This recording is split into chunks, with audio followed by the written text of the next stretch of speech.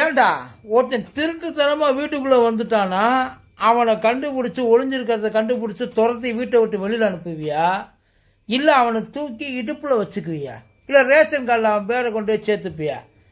Trump என்ன ஆனந்தம் படத்தில் வர மம்பூட்டியாடா? உனக்கு 3 வேளை சோறு, நல்ல வேலை, சொந்தம்னு சொல்லிக்கிறான்னு அவனு பாசமா பேசி அவனுக்கு வேலையை போட்டு கொடுத்து உட்காரு.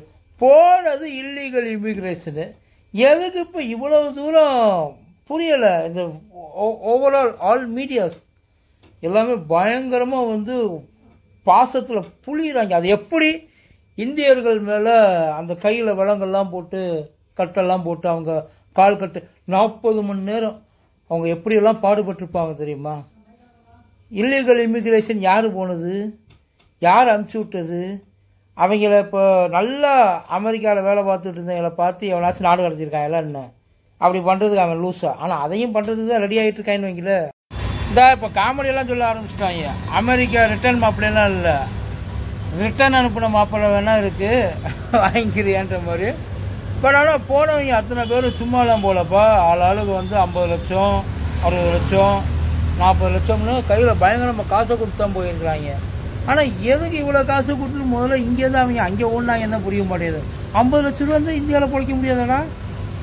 அதுலேயும் பஞ்சாப்லேருந்து போயிருக்காங்க, குஜராத்லேருந்து போயிருக்காங்க. குஜராத்லேருந்து இப்போ ரிட்டர்ன் அனுப்பிச்சதில் 33 பேர் குஜராத்திகளா.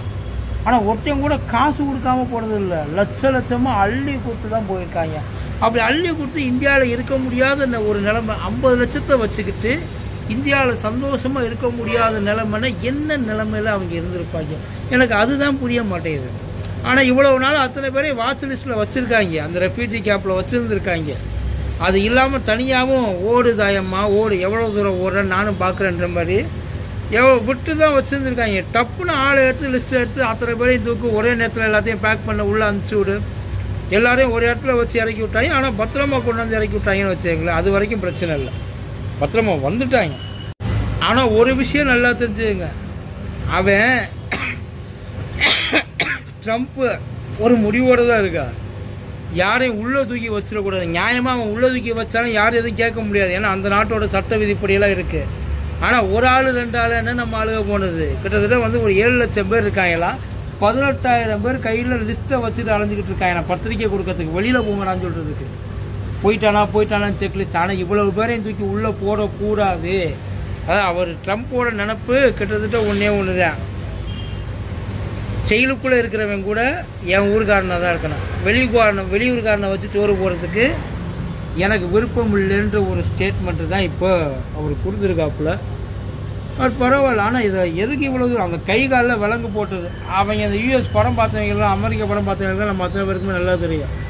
இந்த கையில் காலையில் விலங்கு போட்டுக்கிட்டு காலையுமே விலங்கு போட்டு வாங்கின்னு வச்சுங்க, கையில் விலங்கு போட்டு காலையில் விலங்கு போட்டு நடக்க முடியாமல் தான் கூட்டிகிட்டு போ.